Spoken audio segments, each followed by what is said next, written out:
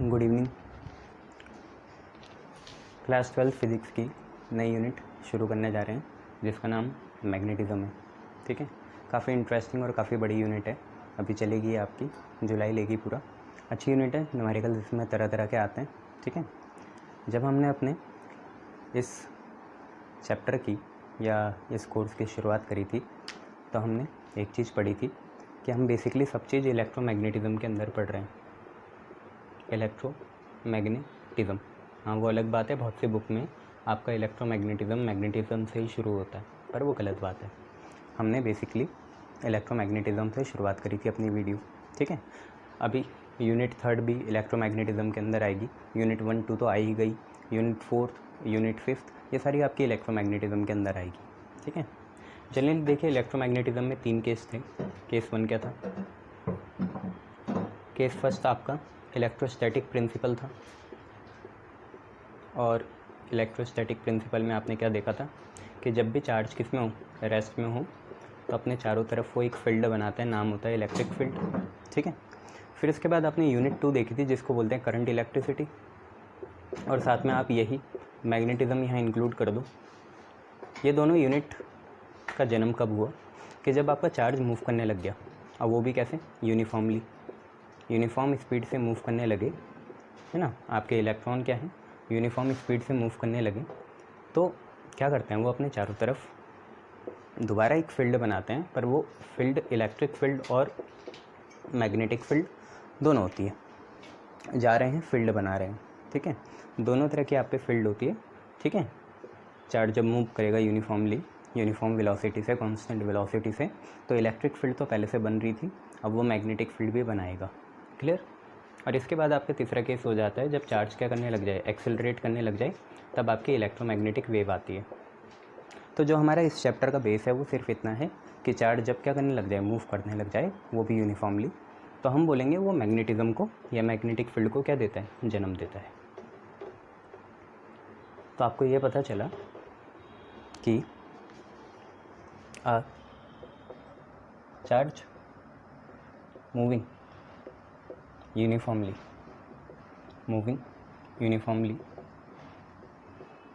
produces magnetic field जिसको हम B vector से डिनोट करेंगे, as well as electric field. ये दोनों ही फील्ड को जन्म देता है। कौन? ऐसा चार्ज जो यूनिफॉर्मली मूव कर रहा हो, मतलब उसकी वेलोसिटी क्या हो, कांस्टेंट हो, for the whole of the journey. जब तक वो घूमेगा, जब तक उसकी लाइफ साइकिल होगी, तो तब तक वो यूनिफॉर्मली मूव करेगा। ये आपको पता था। इससे हमारे 2 फील्ड जन्म लेती हैं। इलेक्ट्रिक फील्ड तो पहले से है, क्योंकि इंस्टेंटेनियस टाइम में वो रेस्ट में भी होगा, और मोशन करने की वजह से उसका यूनिफॉर्म मोशन आ गया, उसकी वजह से मैग्नेटिक फील्ड आ जाएगी। क्लियर? अब ये मैग्नेटिज़म इतना बड़ा है ना कि हमने इसे 2 पार्ट में डिवाइड करा है। क्या है? क्योंकि कुछ मैग्नेटिक फील्ड आपने देखा है, जैसे इलेक्ट्रोमैग्नेट होता है तो इलेक्ट्रिक फील्ड की वजह से भी मैग्नेटिज़म बन जाता है। ठीक है, आपके कोर्स में सिर्फ ऐसा है कि इलेक्ट्रिक फील्ड से आप मैग्नेटिज़म कैसे बना पाओ। ठीक है, कि इलेक्ट्रिक फील्ड पहले से होगी, प्री रिक्वेस्ट आप पे क्या होनी चाहिए, इलेक्ट्रिक फील्ड होनी चाहिए, और उसके हेल्प से आप क्या बनाओ, मैग्नेटिक फील्ड बनाओ। आगे जाके आप जब इलेक्ट्रोडायनामिज़म देखोगे, आगे इलेक्ट्रोडायनामिक प्रॉपर्टीज़ पढ़ोगे हायर क्लासेस में, तो वहाँ मैग्नेटिक फील्ड से इलेक्ट्रिक फील्ड भी आपका बन जाता है। आपने बहुत से ऐसे, जैसे इलेक्ट्रोमैग्नेटिक इंडक्शन होता है, लेविटेशन होता है, बहुत सी जैसे ट्रेन्स हैं, इलेक्ट्रोमैग्नेटिक ट्रेन्स है, मैग्लेव ट्रेन है, बुलेट ट्रेन है, तो वो सब क्या करती हैं, मैग्नेटिक प्रॉपर्टी से किस में, इलेक्ट्रिक फील्ड में कन्वर्ट करती हैं, मोशन में कन्वर्ट करती हैं। ये सारी चीज़ें आपने आगे जाके पढ़नी है। Polar dielectric, non polar dielectrics, ये सारी चीज़ें आपने पढ़नी है। सारे मैग्नेटिक फील्ड का एप्लीकेशन में ही आ जाती है बाद में, जिसको आप पोलराइजेशन के नाम से जानते हैं। ठीक है, पर अभी तो हम बात कर रहे हैं मैग्नेटिज़म की। मैग्नेटिज़म 2 पार्ट में डिवाइड है यहाँ आपके क्लास 12 में। एक है मैग्नेटिज़म जिसका सिंबल B है, magnetic field, magnetism due to electric field. एक तो यह है आपने कि जो मैग्नेटिक फील्ड आपका इलेक्ट्रिक फील्ड की वजह से बना। इलेक्ट्रिक फील्ड मतलब वही करंट की वजह से बने या चार्ज के फ्लो की वजह से बने। तो एक तो मैग्नेटिक फील्ड आपका इसकी वजह से बना। एक होता है आपका magnetic field due to earth. हाँ, यहाँ पे वो सारी चीज़ें आ जाएंगी जो अर्थ के जोग्राफिकल फिनोमिनाज हैं, लैटीट्यूड है, लॉन्गिट्यूड है ना, इंक्लिनेशन है, डिक्लिनेशन है, डिप एंगल है, ये सारी चीज़ें है ना। इक्वेटर में अलग वैल्यू होती है ना, पोल्स में अलग वैल्यू होती है, तो वहाँ पे भी आपका नेचुरल मैग्नेटिक फील्ड बनता है, ठीक है। उसके पीछे बहुत सारी थ्योरीज़ हैं, है ना, कि अर्थ की लेयर्स के बीच, क्रस्ट मेंटल कोर के बीच फ्रिक्शन होता है, कि सेंटर ऑफ द कोर में आपका मोल्टन लावा है, ठीक है, बहुत सी चीज़ें हैं। जनरली जो अर्थ होती है, अर्थ के चारों तरफ बहुत मोटी लेयर है आइंस की, और वो मैग्नेटिक फील्ड अर्थ का नेचुरल बनाती है। ऐसी भी एक हम पे थ्योरी है, काफ़ी ऐसी थ्योरीज़ हैं। तो आपको पता चला मैग्नेटिज्म यहाँ बेसिकली 2 पार्ट में डिवाइड है। एक में हमें वैसा मैग्नेटिक फील्ड के बारे में पढ़ना है जो इलेक्ट्रिक फील्ड या करंट या चार्ज के फ्लो या मोशन की वजह से प्रोड्यूस होता है, और दूसरा आपका नेचुरल मैग्नेटिज्म जो अर्थ की वजह से है या आपका बार मैग्नेट की वजह से है। बार मैग्नेट आपको पता ही होगा, या एक और चीज़ होती है हॉर्सशू मैग्नेट। इन सब की वजह से जो मैग्नेटिज्म है, नेचुरल मैग्नेटिज्म, जैसे एक और होता है लोडस्टोन, उसकी वजह से भी मैग्नेटिज्म आता है। Fe3O4 चाइनीज़ ने सबसे पहले डिस्कवर करा था वो। तो ऐसे हमें मैग्नेटिज्म पढ़ने हैं 2 तरीके के। तो पहले आप ये लिख लो कि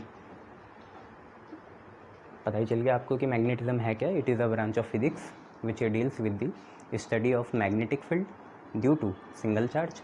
या तो हमें ऐसी मैग्नेटिक फील्ड के बारे में पढ़ना है जो किसी सिंगल चार्ज की वजह से हो या किसी डाइपोल की वजह से हो। मैग्नेटिक डाइपोल भी एग्जिस्ट करते हैं, ठीक है, मोनोपोल तो नहीं होते। आपने सुना होगा नॉर्थ पोल इंडिविजुअली एग्जिस्ट नहीं करता, ठीक है, तो दोनों तरीके से करता है। तो या तो डाइपोल की वजह से या सिंगल चार्ज की वजह से या किसी कंडक्टर की वजह से आपको पढ़ना है, या नेचुरली अकरिंग हो जैसे लोडस्टोन हो गया, ठीक है, या अर्थ की वजह से मैग्नेटिज्म हो गया। तो ये सारा आप इसी के अंदर पढ़ोगे जिसकी यूनिट का नाम है मैग्नेटिज्म। क्लियर? चलिए, तो अब हम बात करते हैं। देखिए, इसमें पहला क्राइटेरिया जो हमारा है तो वो तो यही है, मैग्नेटिक फील्ड। मैग्नेटिक फील्ड जिसे हम बी वेक्टर से डिनोट करते हैं। क्या है ये मैग्नेटिक फील्ड, इसके बारे में हमें पढ़ना है। तो ये इलेक्ट्रिक फील्ड के जैसी है। जैसे हमने इलेक्ट्रिक फील्ड की डेफिनेशन बनाई थी वैसे ही इसकी भी बनाएंगे। क्या थी? देखिए, मैग्नेटिक फील्ड है क्या। मैग्नेटिक फील्ड के बारे में पता कैसे चलता है, जो चार्ज इसे प्रोड्यूस कर रहा है उसको कभी भी इसके बारे में नहीं पता चलेगा। तो किसको पता चलेगा? जो इनकमिंग चार्ज होगा, है ना, जो इनकमिंग चार्ज होगा उसको पता चलेगा, जिसको हम टेस्ट चार्ज भी कहते हैं। आज वो टेस्ट चार्ज मूव करने लग जाएगा। क्लियर?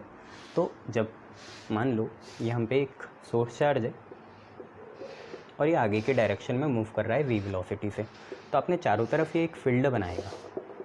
अपने चारों तरफ ये एक क्या बना रहा है? फील्ड बना रहा है। ऐसे बहुत बड़ी बड़ी इसने क्या बना दी अपने चारों तरफ, जहाँ तक हो सकती थी with in certain physical limits, तो वहाँ तक इसने क्या बना दी? मैग्नेटिक फील्ड बना दी। पर इस मैग्नेटिक फील्ड के बारे में सोर्स चार्ज को पता नहीं चलेगा। खुद ही बनाई, खुद के पैरे में कुल्हाड़ी मार दी, तो ऐसा थोड़ी चलता है। किसको पता चलेगा? फिर एक टेस्ट चार्ज आएगा, वो भी किसी वेलोसिटी से आएगा, और उस पर इस सोर्स चार्ज की वजह से क्या लगेगा? एक फोर्स लगेगा। वहाँ पे ये फोर्स होता था इलेक्ट्रिकल फोर्स, यहाँ पे ये फोर्स बन जाएगा मैग्नेटिक फोर्स। क्लियर है इतनी बात? यहाँ पे ये फोर्स बन जाएगा मैग्नेटिक फोर्स। जनरली हम ये वाली वेलोसिटी दिखाते नहीं, हम बस ये बोलते हैं कि ये वाला जो सोर्स चार्ज है कॉन्स्टेंटली मूव कर रहा है, कॉन्स्टेंटली मूव कर रहा है। ये सोर्स चार्ज कॉन्स्टेंटली मूव करेगा किसी भी एक्सिस में। मान लो पॉजिटिव एक्स एक्सिस में कर रहा है, तो अपने चारों तरफ ये फील्ड बना रहा होगा जिसका नाम होता है मैग्नेटिक फील्ड। पर इस मैग्नेटिक फील्ड के बारे में इसे कभी भी ऑब्जर्वेशन नहीं होगी, इसे कभी भी पता नहीं चलेगा। पता किसे चलेगा? किसी टेस्ट चार्ज को पता चलेगा जो यहाँ पे v वेलोसिटी से मान लो एंटर कर रहा है, ठीक है, सच दैट इनके बीच में थीटा एंगल बन गया, मान लिया, ठीक है, और इसका चार्ज Q0 है। Q भी मान सकते हो, ऐसी कोई बात नहीं है, ठीक है। तो यहाँ पे 3 फैक्टर हैं, चार्ज Q0, एक सोर्स चार्ज QS, एक v वेलोसिटी, बस ये चीज़ें हैं, ठीक है, और एक फोर्स है Fb। तो आपको इतना पता चल गया मैग्नेटिक फील्ड जनरली है क्या। तो यहाँ पे लिख लेते हैं कि it is the space surrounding, it is the space surrounding a source charge. कोई सोर्स चार्ज है जैसे कि ये रहा, इस सोर्स चार्ज के चारों तरफ जो सराउंडिंग स्पेस है, ठीक है, और ये सोर्स चार्ज खुद कैसे मूव कर रहे हैं? मूविंग कॉन्स्टेंटली, मूविंग यूनिफॉर्मली, लिख लो मूविंग यूनिफॉर्मली, ठीक है। तो कुल मिला के बात ये है कि मैग्नेटिक फील्ड क्या है, इस सोर्स चार्ज के चारों तरफ का एक रीजन है या स्पेस है। ये सोर्स चार्ज खुद कैसे मूव कर रहा है, यूनिफॉर्मली मूव कर रहा है, सच दैट एनी इनकमिंग, कोई आने वाला, जाने वाला भी होता है, ऐसे कोई बात नहीं, कोई इनकमिंग टेस्ट चार्ज है, कोई इनकमिंग टेस्ट चार्ज है, जैसे ये Q0 हुआ जो कि मूव कर रहा है किससे, वेलोसिटी v से। अब देखो इस वेलोसिटी v का जिक्र हो गया, इसका मतलब ये खुद भी कैसी होगी, कांस्टेंट होगी, 10 मीटर पर सेकंड 20 मीटर पर सेकंड होगी, तभी फोर्स भी कांस्टेंट आएगा। ठीक है, तो moving with velocity v experience a magnetic force, जिसको हम क्या बोलते हैं, FB बोलते हैं। ठीक है, तो कुल मिला के बात ये थी कि एक सोर्स चार्ज है, उसके चारों तरफ का एक स्पेस होगा, सोर्स चार्ज खुद कॉन्स्टेंटली मूव कर रहा है या यूनिफॉर्मली मूव कर रहा है, और ये जो मैग्नेटिक फील्ड है, ठीक है, ये होगी क्या कि पता कैसे चलेगी, जब कोई टेस्ट चार्ज v वेलोसिटी से आए, v नाम बोल दिया मतलब कांस्टेंट है वो भी, तो v वेलोसिटी से आए तो इस सोर्स चार्ज की मैग्नेटिक फील्ड की वजह से उस पर क्या लगे, फोर्स लगे, उस पर क्या लगे, फोर्स लगे। ठीक है, तो उसको हम क्या बोलते हैं, मैग्नेटिक फील्ड बोलते हैं। क्लियर? यहाँ से आप मैग्नेटिक फील्ड का फॉर्मूला बना सकते हैं। मैग्नेटिक फील्ड अपने आप एक वेक्टर क्वांटिटी है, और इसके डायरेक्शन कौन गवर्न करता है, इसके डायरेक्शन बेसिकली सबसे मेन करंट गवर्न करता है। यहाँ पे अगर आप magnetic field due to electric field देखना चाह रहे हो तो करंट गवर्न करेगा। करंट की दो डायरेक्शन होती है, क्लॉकवाइज और एंटी क्लॉकवाइज। तो आगे आप रूल भी पढ़ोगे, ऐसी कोई बात नहीं। जनरली ये वेक्टर क्वांटिटी और इसका जो वो है डायरेक्शन, वो करंट गवर्न करेगा। आगे आप जब नेचुरल मैग्नेट पढ़ेंगे तो उसमें पोल्स होते हैं, नॉर्थ पोल साउथ पोल। यहाँ पे नहीं होते पोल्स, यहाँ पे नेचुरल पोल्स कोई नहीं होते। किसी ऑब्जर्वेशन के लिए आपने करी तो आपने जिसको नॉर्थ माना, दूसरे स्टूडेंट के लिए वो साउथ हो सकता है, ऐसी बात है। ठीक है, तो अभी आपको इतना पता चला। अगर हम एक काम करें, इस फोर्स की निकालना चाहें वैल्यू, तो देखिए वो कितनी आएगी। तो फंडामेंटली वो ये आती है। अगर मैं इस डायग्राम को थोड़ा आपके लिए फैमिलियर बनाऊं तो हम क्या करते हैं, आप सोर्स चार्ज को हटा के एक ऐसी चीज़ ले लेते हैं जिसका हमें बचपन से अंदाज़ा होता है, जैसे बार मैग्नेट। बार मैग्नेट का नॉर्थ और साउथ ले लिया, ऐसे, क्लियर? बार मैग्नेट का नॉर्थ और साउथ ले लिया, क्लियर है? और इस नॉर्थ और साउथ की वजह से, हालांकि मैं अभी ये नहीं बताऊंगा आपको कि डायरेक्शन क्या होती है, आपको भी पता है नॉर्थ से साउथ होती है, एंड साउथ से नॉर्थ भी होती है, दोनों होती है। तो अभी के लिए तो बस इतना मान लो कि इसने बी एक्सटर्नल मैग्नेटिक फील्ड बनाई। ये जो हमारा मैग्नेट है, बार मैग्नेट, यहाँ पे बार मैग्नेट होगा, उसके नॉर्थ और साउथ पोल ले लिया मैंने। ठीक है, एक और बात ध्यान रखना कि जैसे कोई बार मैग्नेट है ए बी, तो इसका नॉर्थ ए पॉइंट से थोड़ा सा अंदर होगा और साउथ भी बी पॉइंट से थोड़ा सा अंदर होगा। ऐसा नहीं कि टिप में होगा, थोड़ा अंदर रहते हैं, ऐसा मान के चलते हैं, और ऑब्जर्वेशन ने भी इसे सपोर्ट करा। तो अभी सिर्फ इतनी सी बात है कि हम पे एक बार मैग्नेट है, ठीक है, और उसमें दो पोल हैं, नॉर्थ और साउथ। नेचुरली इसमें कुछ मैग्नेटिक फील्ड होगी, तो मान ली बी। ठीक है, अब कोई एक चार्ज आया जो यहाँ पे अंदर एंटर करा वी वेलोसिटी से। कोई चार्ज आया, मन चला था, और अंदर उसने वी वेलोसिटी से एंटर करा, और सच दैट कि इस मैग्नेटिक फील्ड के साथ वो थीटा एंगल बना रहा है। तो याद करो, जब कोई चार्ज पार्टिकल कॉन्स्टेंटली मूव करे, जैसे कि ये वी वेलोसिटी से मूव कर रहा है, और वो किसी एक्सटर्नल मैग्नेटिक फील्ड के अंदर आ जाए, अगर वो किसी एक्सटर्नल मैग्नेटिक फील्ड के अंदर आ जाए, तो ऑब्वियसली उस पर सर्टेनली फोर्स लगेगा। फोर्स इस मैग्नेटिक फील्ड की वजह से इस चार्ज पे लगेगा, क्लियर है? और उस फोर्स की वैल्यू क्या होती है, आपको भी पता है, FB होती है। डायरेक्शन देख लेंगे, कोई बात नहीं। अभी ये देखो कि उस फोर्स की वैल्यू क्या होगी, तो FB होगा charge into cross product of velocity cross magnetic field, ये होता है। ठीक है, जो मैग्नेटिक फोर्स लगने वाला है किस पे, इस पे, बार मैग्नेट पे क्यों लगेगा, जो आ रहा है उस पे लगेगा। बार मैग्नेट तो पहले से एग्जिस्ट करता है और उसके मैग्नेटिक फील्ड पे पहले से एग्जिस्ट करती है। हाँ, पर फोर्स मोमेंटरी होता है। फोर्स कब लगेगा, जब वो एंटर करना चाहेगा, मैग्नेटिक फील्ड पहले से है। उस फोर्स की वैल्यू होती है QV क्रॉस B। ठीक है, यहाँ से आप यूनिट भी निकालेंगे तो आपके आ जाएगी, ऐसी कोई बात नहीं है। फोर्स होता है QV क्रॉस B, वी से बी को जाना है, वी से बी को क्रॉस करेंगे, याद रखना वी अगर नीचे है बी ऐसे है तो हमें वी से बी जाना है, क्रॉस प्रोडक्ट, ठीक है।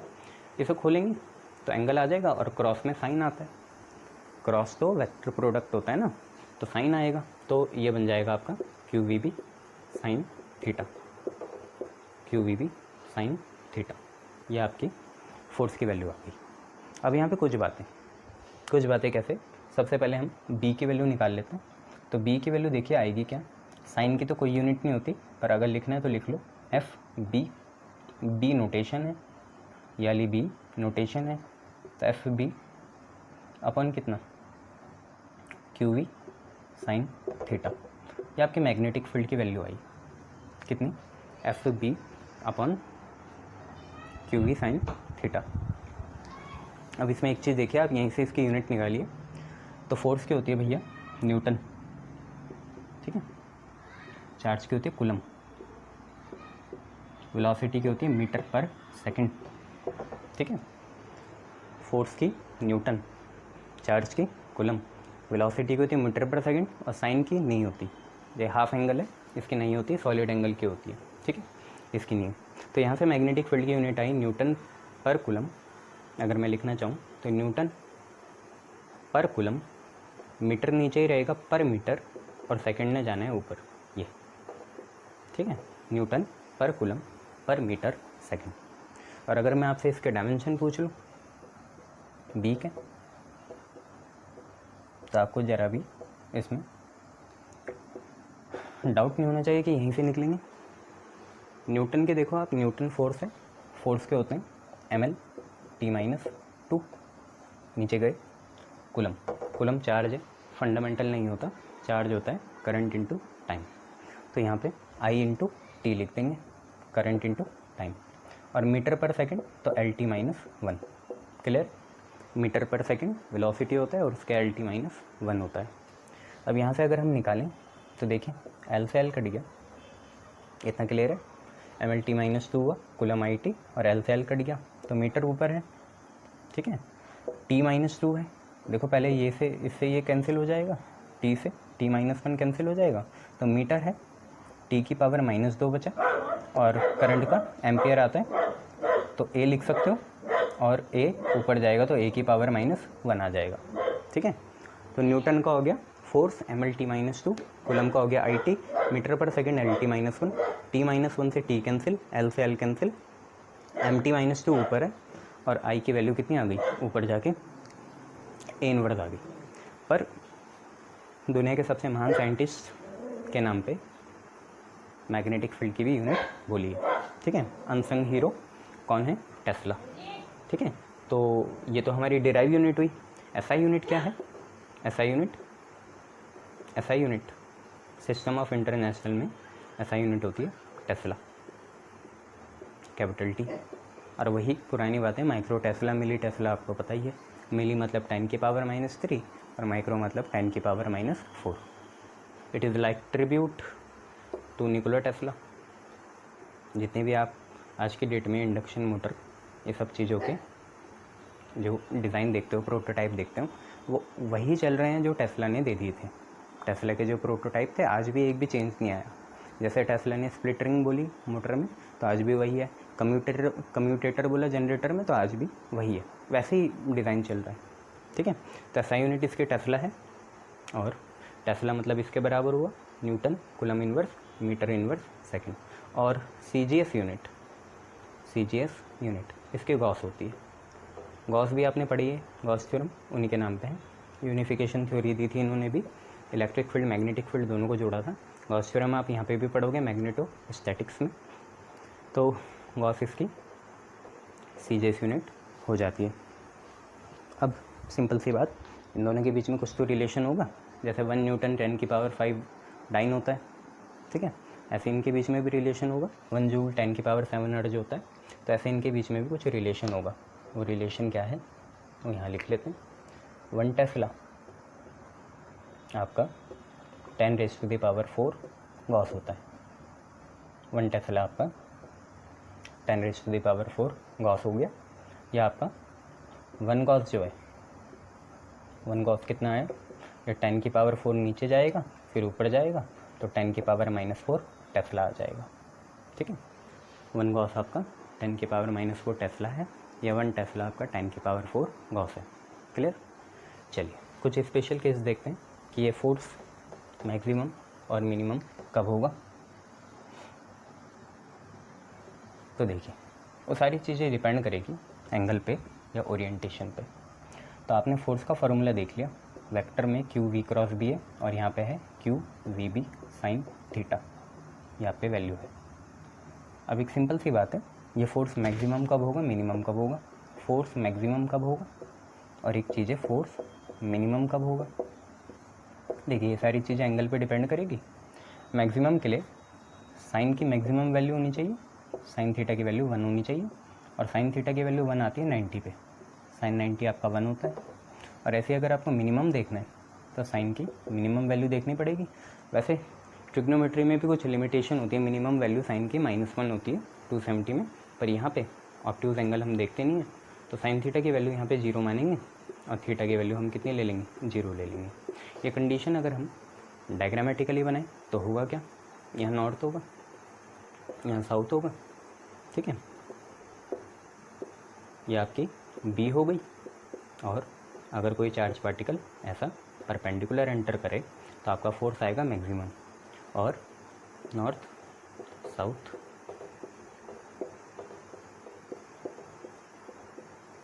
अगर आपका चार्ज पैरेलल ही एंटर करे ऐसे तो आपका मिनिमम आएगा फोर्स।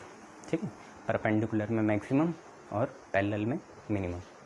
वैल्यू लिख लेंगे फोर्स की। फोर्स मैक्सिमम की वैल्यू क्या आएगी, साइन की वैल्यू कितनी आ गई, 1 आ गई, साइन थीटा कितना है 1, तो फोर्स मैक्सिमम आ गया क्यू वी बी। क्योंकि देखिए साइन एंगल पे डिपेंड करता है, इसलिए हम SI यूनिट में साइन लेते नहीं हैं। ठीक है, नहीं तो कभी 0 आ जाएगा, इसलिए दिक्कत है। और फोर्स मिनिमम की वैल्यू क्या होगी, क्योंकि मिनिमम में साइन थीटा 0 होता है, ये 0 हुआ, ये तीनों मल्टीप्लाई करेंगे तभी भी कितना आएगा, 0 आएगा। तो फोर्स मिनिमम की वैल्यू यहाँ कितनी हो जाती है, 0 हो जाती है। क्लियर है, शाबाश। चलिए नई चीज़ देखिए, अगर हमें ऐसी फंडामेंटली देखना हो कि ये फोर्स कैसे लाई करेगा, तो आप वो नोट डाल के लिखिए। मान लो जैसे आपका वाइट बोर्ड प्लेन है, ये एक 2D प्लेन है वाइट बोर्ड, और इस प्लेन को मैं ऐसे मिनिएचर फॉर्म में बना देता हूँ। ये आपका वाइट बोर्ड हो गया, और इसमें क्या है, मैग्नेटिक फील्ड, मतलब बार मैग्नेट भी इसी के अंदर है और चार्ज भी इसी प्लेन में है, यहाँ दोनों इसी प्लेन में। तो फोर्स की वैल्यू क्या होगी, फोर्स के क्रॉस से आएगी, वी से बी जाओ, वी से बी। ठीक है, तो अगर एक बार ऐसे चल गए वी से बी तो फोर्स की वैल्यू नीचे आएगी ऐसे, और अगर वी ऊपर हो गया बी नीचे हो गया, जैसे दूसरे केस में वी ऊपर हो गया बी नीचे हो गया, तो वी से बी ऐसे जाएंगे, तो अब ऊपर को जाना है। आई बात समझ में, नहीं आई समझ में तो उल्टा बना लो, कोई बात नहीं। वी इधर बी इधर, ऊपर जाना है तो ऊपर को जाएंगे, तो फोर्स ऊपर आ जाएगा। कैसे भी आ जाए, आपको एक बात पता चली कि ये जो फोर्स है ये है परपेंडिकुलर, किसके, ये फोर्स परपेंडिकुलर है एक ऐसे प्लेन के जो वी और बी दोनों को कंटेन कर रहा है। A plane containing v and b दोनों के ये क्या है, परपेंडिकुलर है। तो this magnetic force is perpendicular to plane containing v and b. V और बी को जो प्लेन कंटेन कर रहा है उसके क्या होगा, फोर्स परपेंडिकुलर होगा। तो यहीं से हमें पता चलता है फिजिकल सिग्निफिकेंस कि फोर्स जो आएगा वो क्रॉस प्रोडक्ट आएगा। वेक्टर में लिख लेते हैं, फोर्स क्या आएगा, वी क्रॉस बी का क्रॉस प्रोडक्ट के प्रोपोर्शनल होगा, प्रोपोर्शनल। और ये प्रोपोर्शनलिटी हटती है तो आपको पता है चार्ज आ जाता है। ठीक है, जब ये प्रोपोर्शनलिटी हटेगी तो आपको पता चल जाएगा चार्ज आएगा। पर यहाँ से फिजिकल सिग्निफिकेंस आ गया कि फोर्स इज़ ऑब्टेन्ड, या डायरेक्शन ऑफ फोर्स। जनरली आप इसे डायरेक्शन के लिए समझ लीजिए, ये जो हमने प्रूफ बनाया है ये डायरेक्शन के लिए कि फोर्स की डायरेक्शन वी और बी के क्रॉस से आएगी, और क्रॉस प्रोडक्ट हमेशा परपेंडिकुलर होता है प्लेन के, तो या तो ऊपर और या तो नीचे। क्लियर इतना, शाबाश। यहीं पे फ्लेमिंग थे, फ्लेमिंग एक फिजिसिस्ट थे। अब फ्लेमिंग ने अपना यहीं पे इनको समझने के लिए लेफ्ट हैंड रूल दिया, ठीक है। फ्लेमिंग्स का लेफ्ट हैंड रूल, क्या पता वीडियो में उल्टा दिखे। और फ्लेमिंग का लेफ्ट हैंड रूल क्या है, मेरा राइट ये रहा, या ये लेफ़्ट है, ये राइट है मेरा, है ना।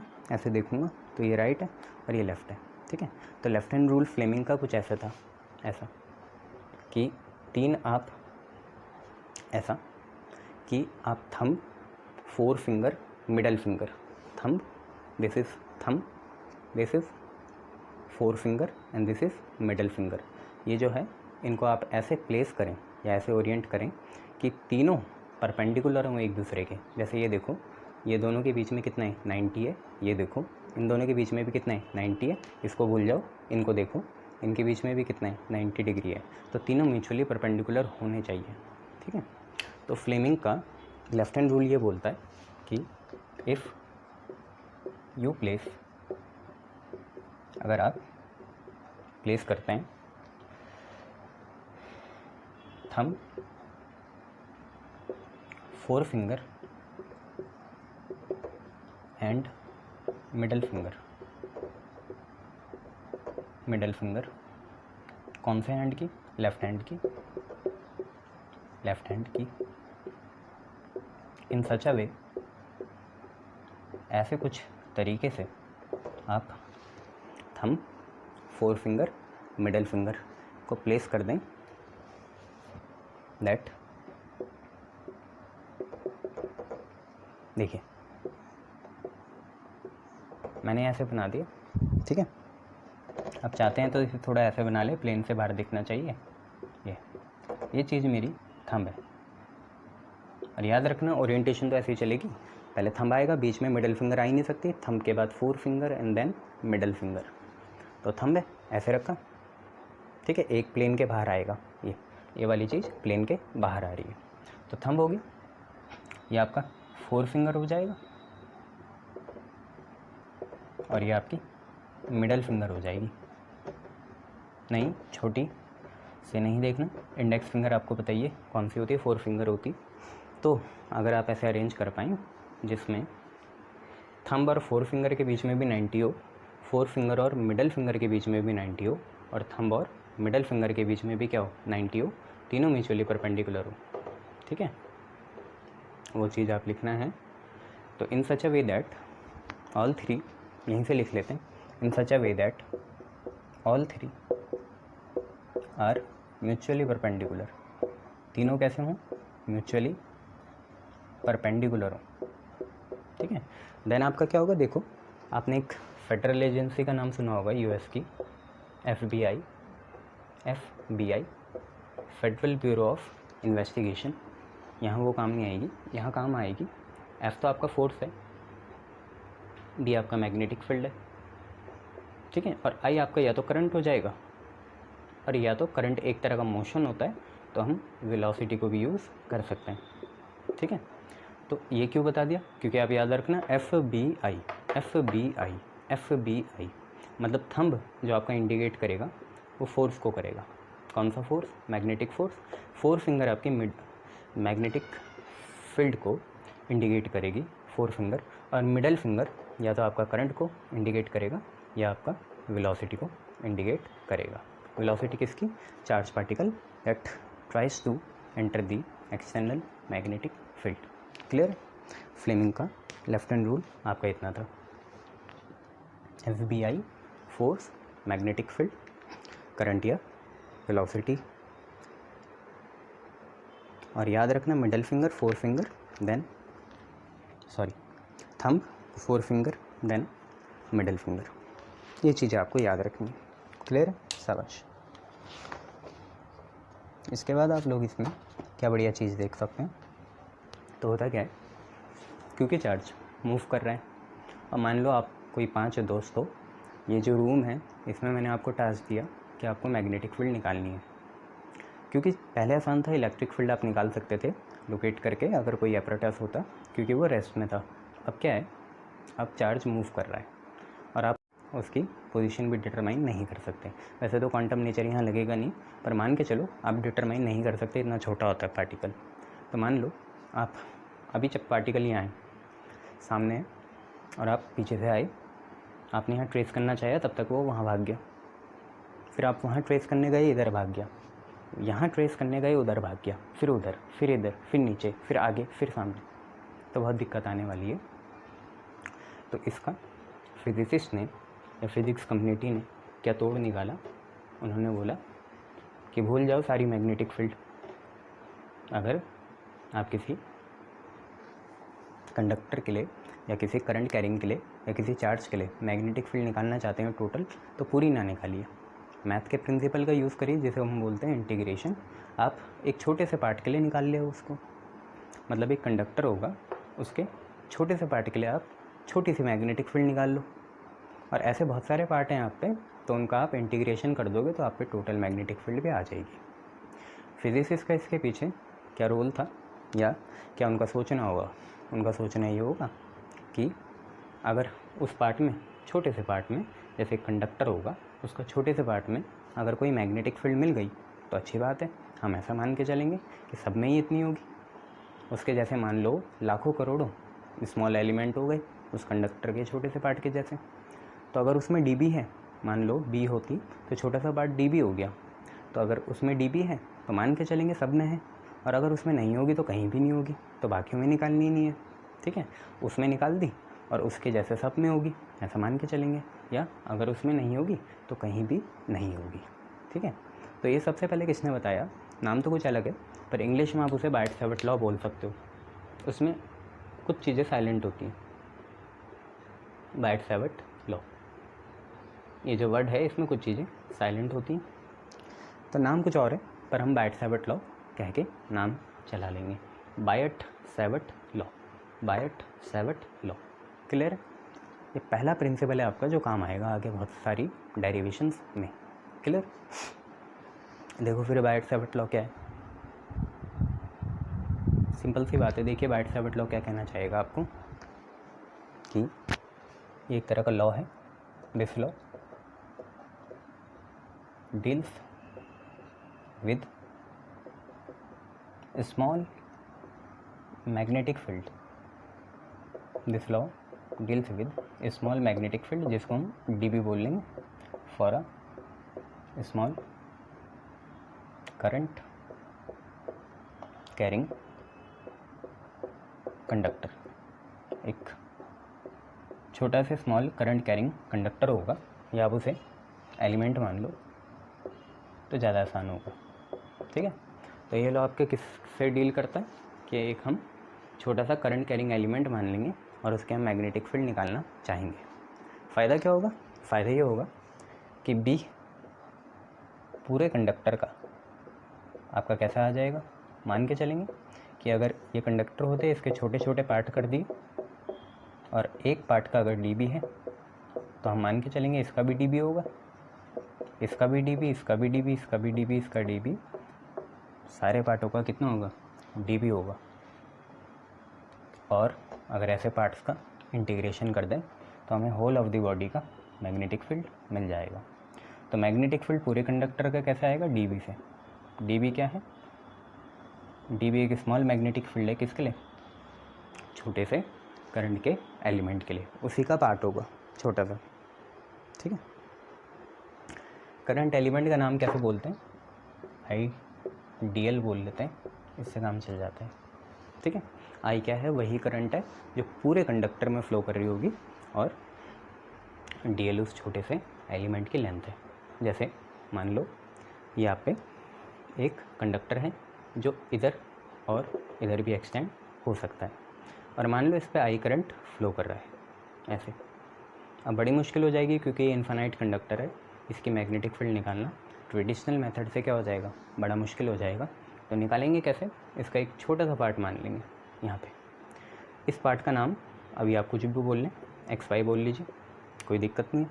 ठीक है, और ये एक्स वाई ही हमारा करंट एलिमेंट है। ठीक है, एक्स वाई हमारा क्या है? करंट एलिमेंट छोटा सा, ठीक है, करंट एलिमेंट इस पूरे कंडक्टर का छोटा सा वो पार्ट है। अब सिंपल सी बात, इसने क्या बोला कि मान लो यहीं पे आप कभी भी मैग्नेटिक फील्ड जो है कंडक्टर की सरफेस की तो निकालोगे नहीं, कंडक्टर की सरफेस में क्यों निकालोगे, इलेक्ट्रिक फील्ड भी चारों तरफ निकालते हो, क्योंकि मैग्नेटिक फील्ड और इलेक्ट्रिक फील्ड एक तरह का सराउंडिंग स्पेस होता है, सराउंडिंग रीजन होता है, तो इसके चारों तरफ मैग्नेटिक फील्ड होगी बड़ी सी, बहुत बड़ी सी मैग्नेटिक फील्ड होगी बी, और चारों तरफ के रीजन में आप मैग्नेटिक फील्ड निकालना चाहेंगे। तो क्यों ना हम करें एक चीज़ कि इसको सेंटर मान लें ओ, और यहाँ पे इस चारों तरह के रीजन में जो ये चारों तरफ रीजन है, स्पेस है, इसमें ही हम कोई एक आइडल पॉइंट मान लें। ये वही आइडल पॉइंट है कि इस पॉइंट पे मैग्नेटिक फील्ड होगी तो हर जगह होगी, इंटीग्रेशन कर सकते हैं, और यहाँ नहीं होगी तो कहीं नहीं होगी। ये वो आइडल पॉइंट है कि यहाँ पे होगी तो हर जगह होगी, यहाँ पे नहीं होगी तो कहीं नहीं होगी, ठीक है। तो एक पी पॉइंट मान लिया और सेंटर से इस पी पॉइंट की दूरी आर वेक्टर मान ली, तो आर वेक्टर आपको पता चला एक पर्टिकुलर डायरेक्शन में जाएगा ओ से पी, ये आपका पोजीशन वेक्टर कहलाएगा। तो आर वेक्टर आपका क्या हो जाएगा, पोजीशन वेक्टर, किसका, करंट एलिमेंट के सेंटर का फ्रॉम ऑब्जर्वेबल पॉइंट, ठीक है। करंट एलिमेंट का सेंटर है, उसका ऑब्जर्वेबल पॉइंट से जो पोजीशन वेक्टर है उसे आर मान लेंगे। करंट एलिमेंट में आपको पता ही है आई करंट फ्लो कर रही, क्लियर है, और करंट एलिमेंट की लेंथ कितनी है, डीएल है, वहाँ पे मान के चल रहे थे डीएल। अब होगा क्या, उन्होंने बोला इसी पी पॉइंट पे हमें कोई मैग्नेटिक फील्ड निकालनी है, नाम है डीबी। कैसे निकालोगे, या क्या क्या वो फैक्टर होंगे जो इस मैग्नेटिक फील्ड पे डिपेंड करेंगे। बायट-सैवर्ट लॉ में ये जो एक्स वाई आपका छोटा सा करंट कैरिंग एलिमेंट है, तो अगर इस पॉइंट के सेंटर ओ से आप चारों तरफ के किसी स्पेस जैसे कि पी है पॉइंट, वहाँ पे आप अगर मैग्नेटिक फील्ड छोटी सी निकालना चाहोगे डीबी, तो ये डीबी किन किन फैक्टर पे डिपेंड करेगी, इसका हमें पता करना है, ठीक है। और फैक्टर क्या क्या हो सकते हैं, सारे एक्सपेरिमेंटली निकले। तो सबसे पहले हम एक काम करते हैं, ये जो डीएल है और ये जो आर है, इनके बीच में एंगल थीटा मान लेते हैं, ठीक है। तो आप लिख ही सकते हैं कि let theta be the angle between D L and R, ये लिख लेना, theta be the angle between D L and R. तो देखिए फिर तो हुआ क्या, फिर हुआ ये कि बायट-सैवर्ट ने कुछ फैक्टर्स बता दिए जिन पे डिपेंड करेगा। जैसे डीबी जो है वो क्या है, small magnetic field due to small current carrying element जिसका नाम है आई डी एल, ठीक है। डी एल वैक्टर होगा, आई तो होता ही नहीं है वैक्टर, ये आप पिछली यूनिट में पढ़ चुके हो। तो ये किस किस चीज़ों पे डिपेंड करेगा, तो देखो बायट-सैवर्ट ने बताया कि डीबी जो है सबसे पहले डायरेक्टली प्रोपोर्शनल होगा, या प्रोपोर्शनल होगा किसके, आपका करंट एलिमेंट में ही, या करंट एलिमेंट के ही डीवी जो है डायरेक्टली प्रोपोर्शनल होगा आई डी एल के, ठीक है। फिर इसने बताया डीवी जो है डायरेक्टली प्रोपोर्शनल होगा, क्योंकि देखिए एंगल को भी इंक्लूड करना है और हमें साइन ही लेना पड़ेगा, क्योंकि एक वेक्टर क्वांटिटी है डीबी भी, मैग्नेटिक फील्ड भी तो एक वेक्टर क्वांटिटी होती है। तो dB is directly proportional to I D l और dB is directly proportional to sine theta, ठीक है।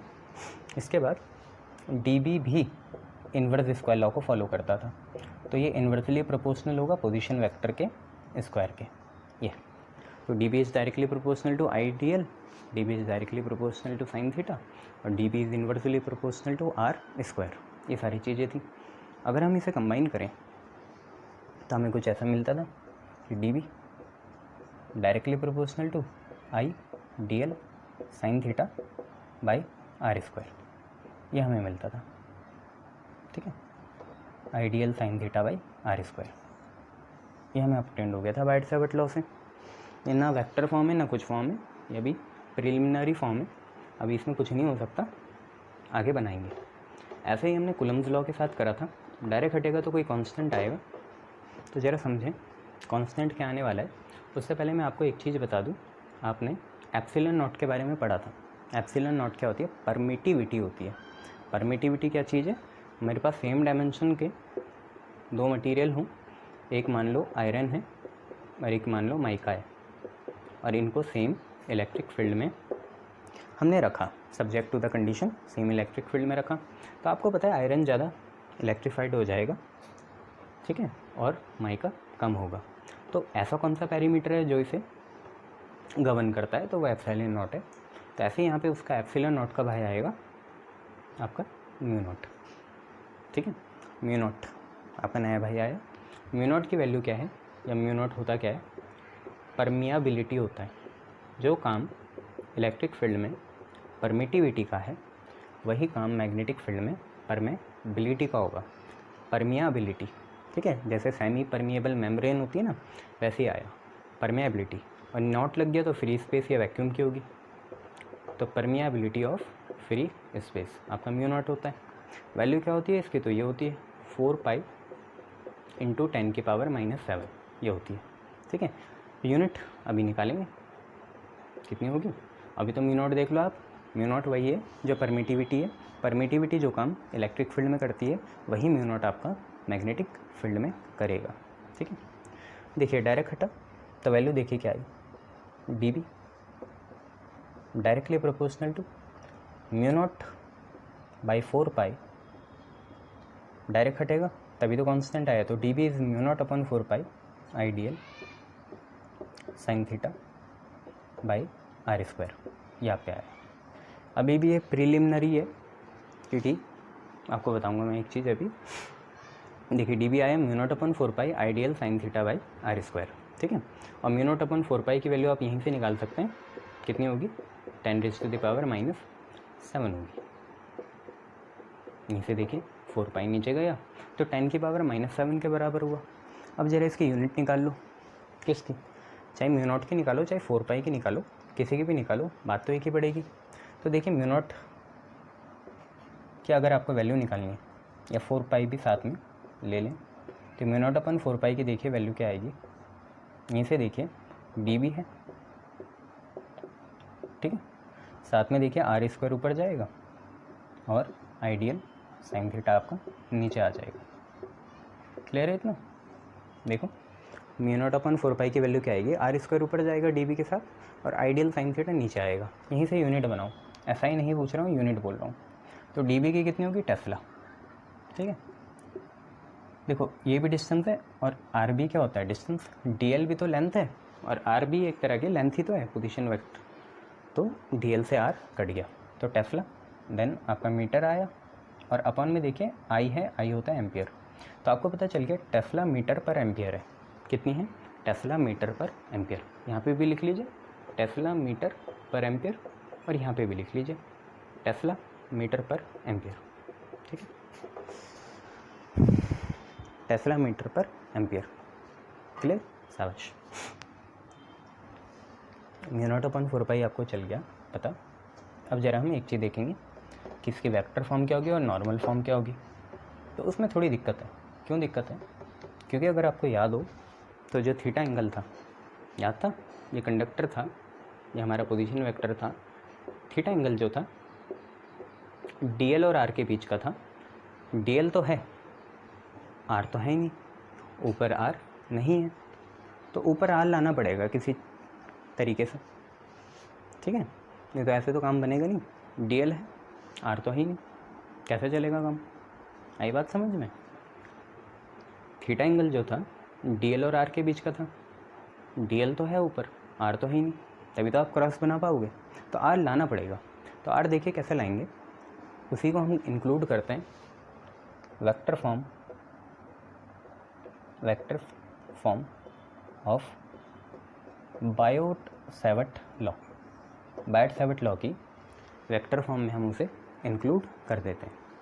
तो देखिए होगा कैसे, डी बी लिखा आपने, म्यू नॉट लिखा, 4 पाई लिखा, आई ऐसे ही रहने दिया, डी एल लिखा, साइन थीटा लिखा, और आपने ऊपर आर वेक्टर अपने मन से ला दिया। तो देखिए ऊपर अगर आर लाया तो आप समझ ही पाए होंगे, आर से मल्टीप्लाई आर से डिवाइड करा, पर नीचे डायरेक्शन से कोई मतलब नहीं है। डायरेक्शन या ओरिएंटेशन तो आपको ऊपर वाले डी एल और ऊपर वाले आर देंगे, तो नीचे आप वेक्टर का मॉड ले सकते हैं, वेक्टर का मॉड ले लो, क्योंकि नीचे से आपको डायरेक्शन थोड़ी मिलनी है, डायरेक्शन तो आपको ऊपर से ही मिलनी है। इसको अगर हम आगे बढ़ाएं, नीचे से कोई डायरेक्शन नहीं मिलेगी, नीचे हम मैग्नीट्यूड रख सकते हैं नीचे, तो डी की वैल्यू μ0/4 I ऐसी। देखो DL जो वेक्टर है और R जो वेक्टर है उनके बीच का ही एंगल है थीटा, तो हम कुछ ऐसे लिखेंगे DL R sin थीटा, और अपॉन में क्या चलेगा, पोजीशन वेक्टर के मॉड का क्यूब। आपको पता है फिर साइन थीटा हटेगा तो क्रॉस प्रोडक्ट आ जाएगा, तो DB की वैल्यू μ0/4 I, और यहीं से हमने बनाया DL क्रॉस R, और अपॉन में क्या लिख दिया, R का क्यूब। क्लियर है इतना? ऐसे भी चल सकता है, ठीक है, क्लियर ऐसा। या इसकी एक और फॉर्म चलती है, कैसे लाई पता चला ना, साइन थीटा हटा तो DL क्रॉस R बन गया। या इसकी एक और फॉर्म लेती है कि आप R वेक्टर ना लेके अगर यूनिट वेक्टर लें, क्योंकि यूनिट वेक्टर से मैग्नीट्यूड में तो कोई फ़र्क नहीं पड़ता, तो DB की वैल्यू हम ऐसे भी लिख सकते हैं μ0/4 I। देखो इस वेक्टर का अपना कुछ मैग्नीट्यूड होगा, डिस्टेंस होगी ना 2 यूनिट 3 यूनिट 4 यूनिट, तो वो होगा, तो इसलिए हमें नीचे भी लगाना पड़ा। मान लो ये R का मॉड 5 आता, तो भाई आपको 5 ऊपर 5 ही नीचे मल्टीप्लाई करना पड़ता। पर अगर मैं अब यूनिट वेक्टर ले लूँ R का, R जो हमारा पोजीशन वेक्टर है उसका यूनिट वेक्टर ले लूँ, ये चीज़ हमारी क्या है, यूनिट वेक्टर है, तो आपको पता है यूनिट वेक्टर का जो मॉड होता है कितना होता है, 1 होता है, तो उसमें नहीं लेना पड़ेगा। तो होगा क्या, I DL क्रॉस कैप, देखना यहाँ पे कैसी है, एरो है, यहाँ पे कैप बनाएंगे R कैप, तो आपने कैप बना दी तो आपको पता चल गया ये यूनिट वेक्टर है, और 1 से मल्टीप्लाई करने में कोई दिक्कत तो है नहीं, तो 1 को नीचे लगाने की कोई दिक्कत नहीं है ना। तो आप ये समझ लेना, नीचे आपका क्या आएगा, पहले देखिए आपका क्या चल रहा था, यहाँ पे जब R नहीं था तो नीचे R का स्क्वायर था, आपका था R का स्क्वायर, ठीक है, तो आप ऐसे लिखते थे R मॉड का स्क्वायर। अब आपने क्या करा, अब आपने जैसे R यूनिट की मल्टीप्लाई करी, किसकी मल्टीप्लाई करी, R यूनिट की।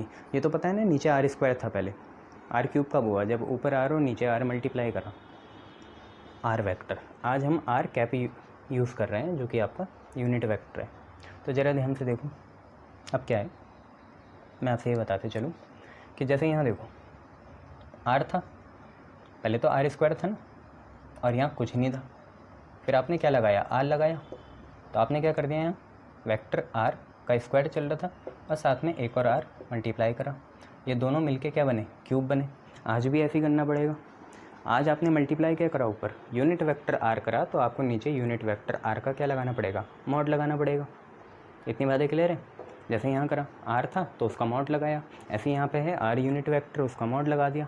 पर बच्चे R यूनिट वेक्टर का मॉड 1 होता है, तो इसलिए नीचे वो दिखता नहीं है, तो DB की वैल्यू कितनी आएगी, μ0/4 I। और बोलना है नहीं तो कन्फ्यूज़न होगी कि DL वेक्टर है क्रॉस R कौन सा है, पोजीशन या यूनिट, यूनिट वेक्टर, और नीचे क्योंकि ये चीज़ आपकी 1 बन गई, यूनिट वेक्टर का मॉड 1 बन गया, तो सिर्फ आप पे आएगा ये स्क्वायर। तो कंफ्यूज नहीं होना, अगर बुक में नीचे स्क्वायर है तो ऊपर यूनिट वेक्टर होगा, और अगर बुक में नीचे क्यूब है तो ऊपर पोजीशन वेक्टर होगा, यूनिट वेक्टर नहीं होगा, ठीक है। बुक में या कहीं भी आप if you came across any such things, any such formula, अगर नीचे आपका स्क्वायर है तो ऊपर आपका यूनिट वेक्टर होगा, और अगर नीचे आपका क्यूब है तो ऊपर पोजीशन वेक्टर होगा। क्लियर है इतनी बातें? शाबाश। और ये इसकी वेक्टर फॉर्म होगी, नॉर्मल फॉर्म तो आपको पता ही है, नॉर्मल फॉर्म आप पढ़ ही रहे हो। नॉर्मल फॉर्म में R की ज़रूरत कहाँ है, DB इज इक्वल टू कितना आ जाएगा, सीधा μ0। वेक्टर फॉर्म में भाई जो जो वेक्टर है उसमें वेक्टर लगाओ, I में नहीं होता, I स्केलर होता है, तो μ0/4 I DL sign theta by R square, ये आपकी नॉर्मल फॉर्म है, ठीक है। आई बात समझ में? शाबाश, ये आपकी नॉर्मल फॉर्म है। चलिए आगे बढ़ते हैं।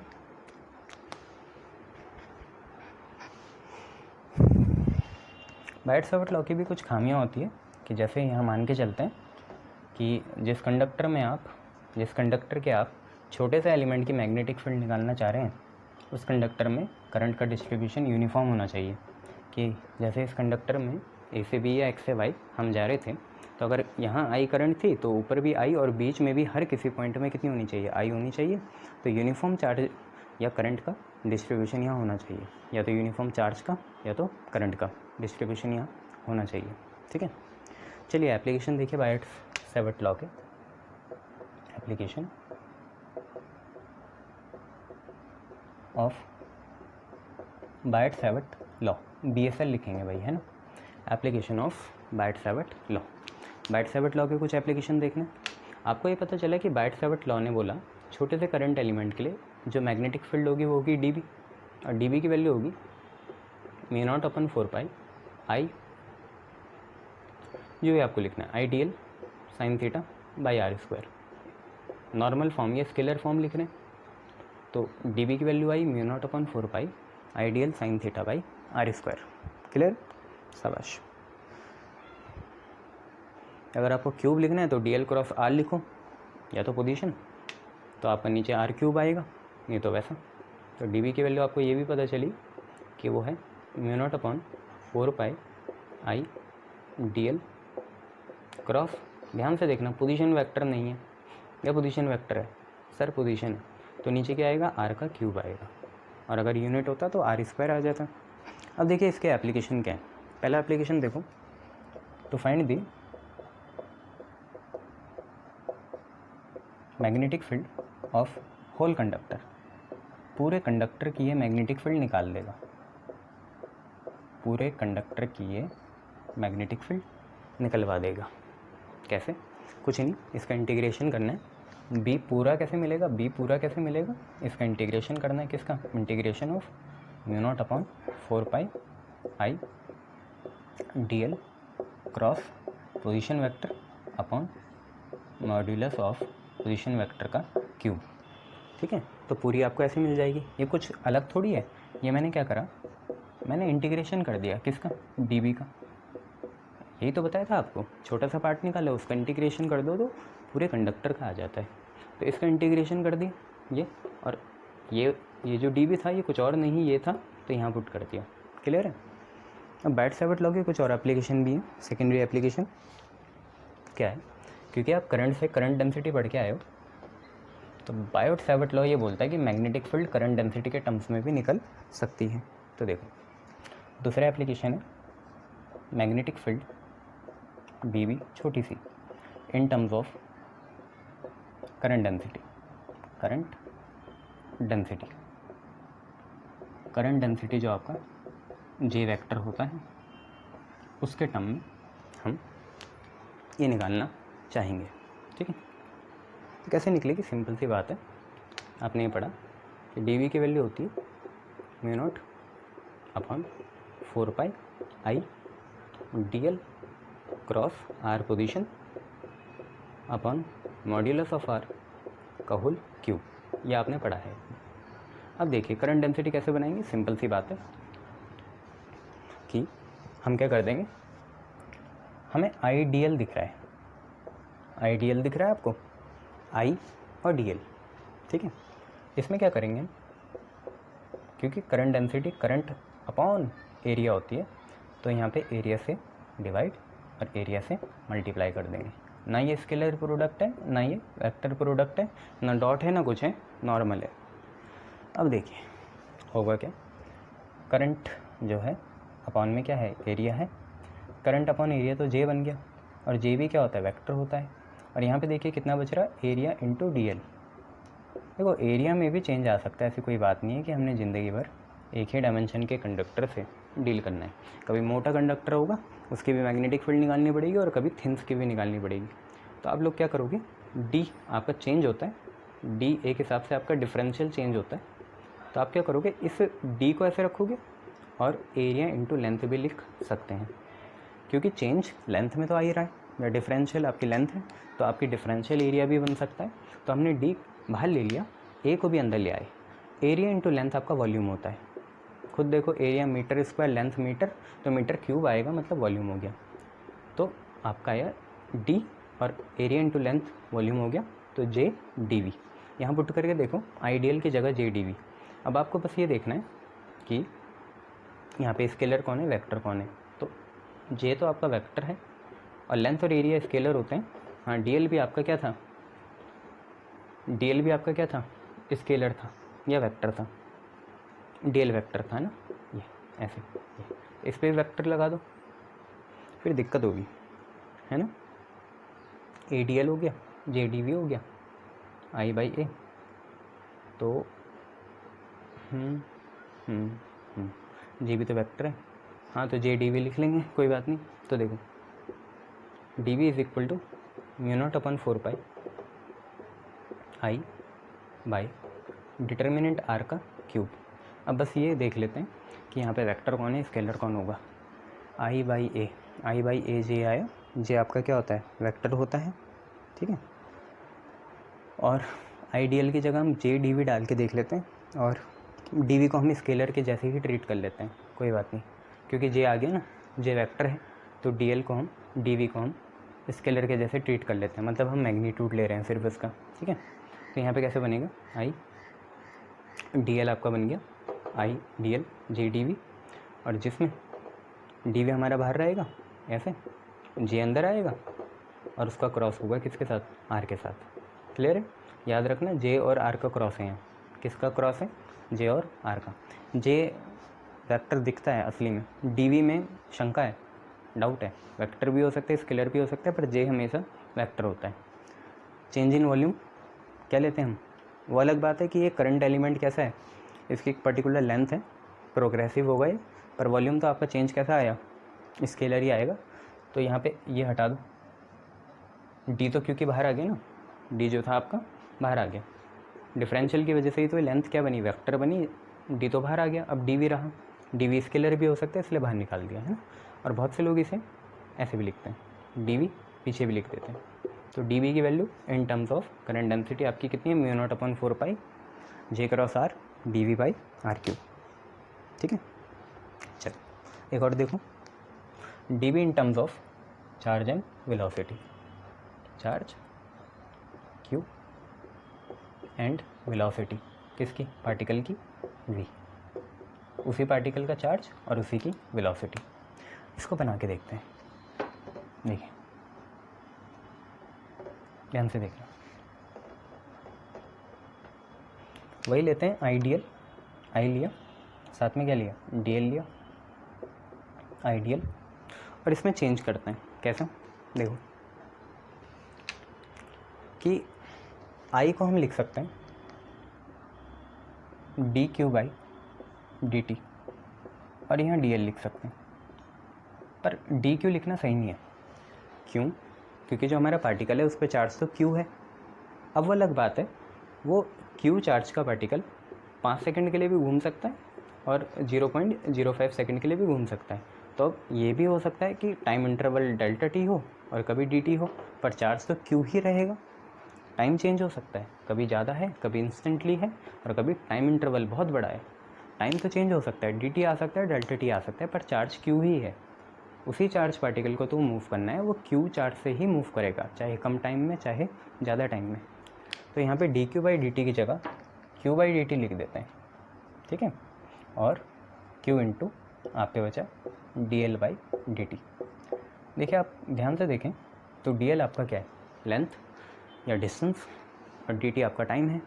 तो डिस्टेंस अपॉन टाइम आपका वेलोसिटी हो जाते हैं, तो आप इसे क्यू वी वेक्टर भी लिख सकते हैं D L by D T को। तो क्या करेंगे, क्यू बाहर आएगा और वी लिखेंगे। तो देखो डी बी की वैल्यू क्या आई, डी बी की value I mu naught upon 4 pi I D L की जगह आया क्यू वी, ठीक है। तो क्यू तो स्केलर है, देखो आई डी एल की जगह आया क्यू वी, क्यू स्केलर है, उसे बाहर निकाला, वी क्रॉस आर लिखा, और अपॉन में क्या लिखा, मॉड्यूलस ऑफ आर का होल क्यूब। क्लियर है, ये चीज़ लिखी। अब ध्यान देना, जो आगे है सो आगे ही रहेगा, आइडियल की जगह क्यू वी आए तो वी आगे ही रहेगा और वो पीछे रहेगा, है ना। तो Q V cross R upon modulus of R का होल क्यूब हो गया। क्लियर, शाबाश।